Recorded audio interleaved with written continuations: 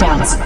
Yo, what's going on, Shuttle Gang? It's Konextrax here, and I'm gonna show you how to make a bass out of a kick. First things you want to do is go into your massive library of samples, find a drum one shot.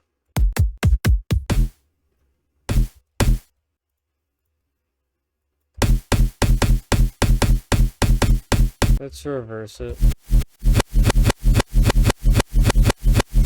Now let's get them into my main layer. Now that we got that, let me pull in my effect rack and I will just explain everything that's in it. It is a full rack. So we're going to start off with an OTT. I have it set to 100 depth and just our really high time, setting it to around 600 or 586 to be exact, as long as it's like pointing that general direction. My out gain is also set up. I have my low turned all the way down. My medium is still in the middle there. I'm not sure if I moved this, it might be a little bit higher. And then the high, I increased that max on there and max on here, which turns that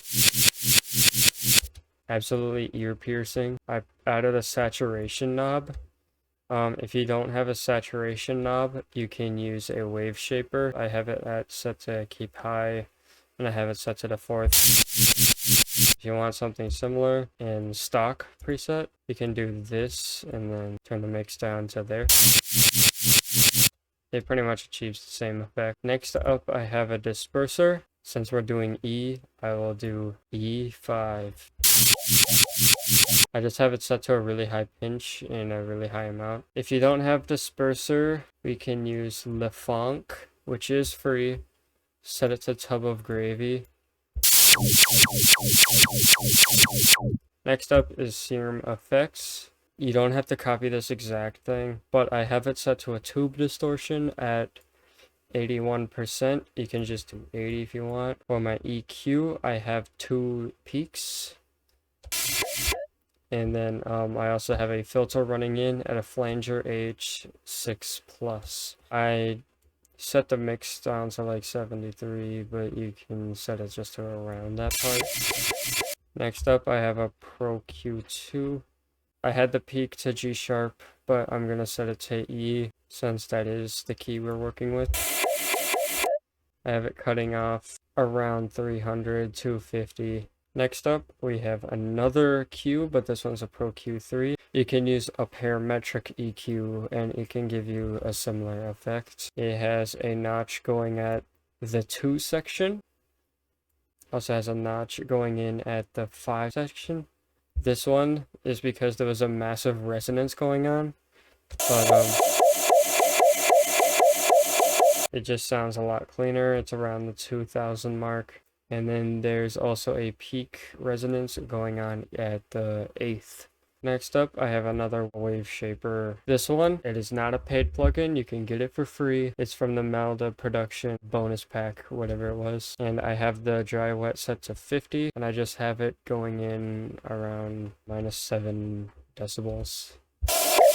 And the retune, this is basically like a pitch map but better. I just like using it in my sound design sessions. It just gives that extra tonality to it. And then the G clip set to +3.2 decibels. Once you start playing around,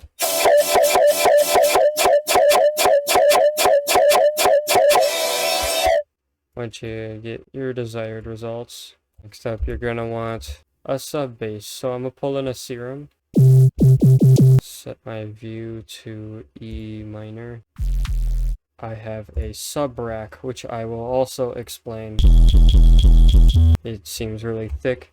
That's because I put an OTT, set it to 1000 or 100 depth and 100 time with a little bit of in gain. And the high, I think I kept that normal. I turned down the mid all the way and boosted the low all the way.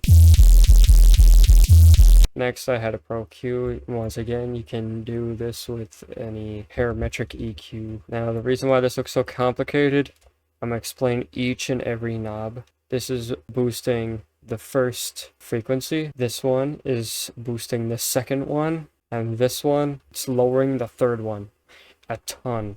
And this one's just cutting off the mids. This one, specific to the song, do not need to copy, is a peak going on. In my case, for this tutorial, I will have to set it to E since we are working with E minor. And then this thing is just cutting down the high end a little bit since the sub is supposed to be a little more low end focused. Next up, wave shaper, and I have it set to this. I got it boosted at the first bar. And then I have the mix once again around midway. Then I have a G-clip. Also, G-clip is free.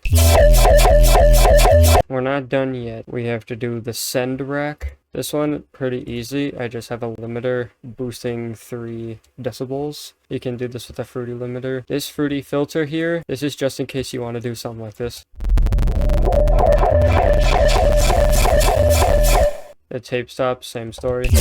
And then the Valhalla Supermassive, another free plugin you can get. I have it set to brass flat. Didn't change much, just set the low to 500, set the high to 20,000. I think I messed around with the feedback a little bit, set it to 60, 67.6 warp, 52.8 millisecond delay.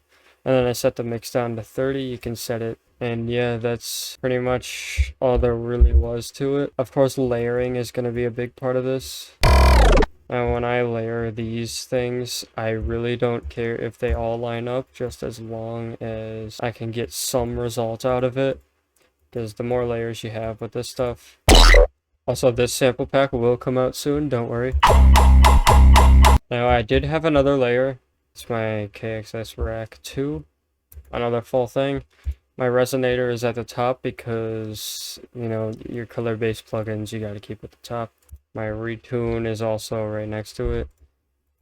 Since we are working with E minor, I'm gonna set these to E minor. My OTT, same story. Instead of boosting the high end, I'm boosting the mid and low a little bit more. Saturation knob, not as much saturation. Instead of up to 4, it's up to 2.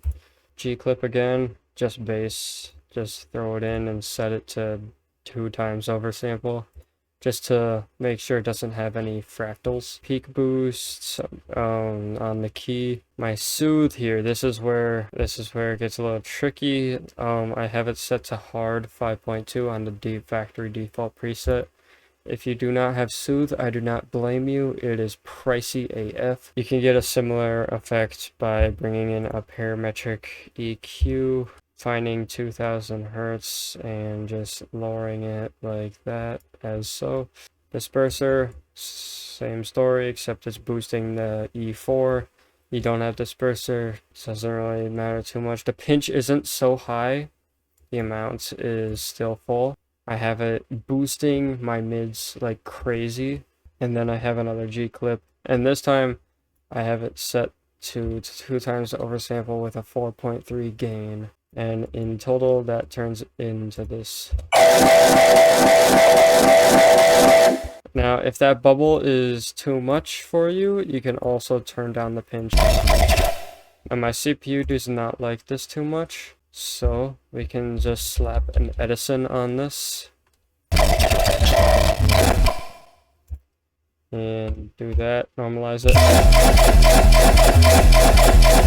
That's how you make a bass out of a kick. So, yeah, I hope you guys enjoyed this little tutorial. And, yeah. See ya.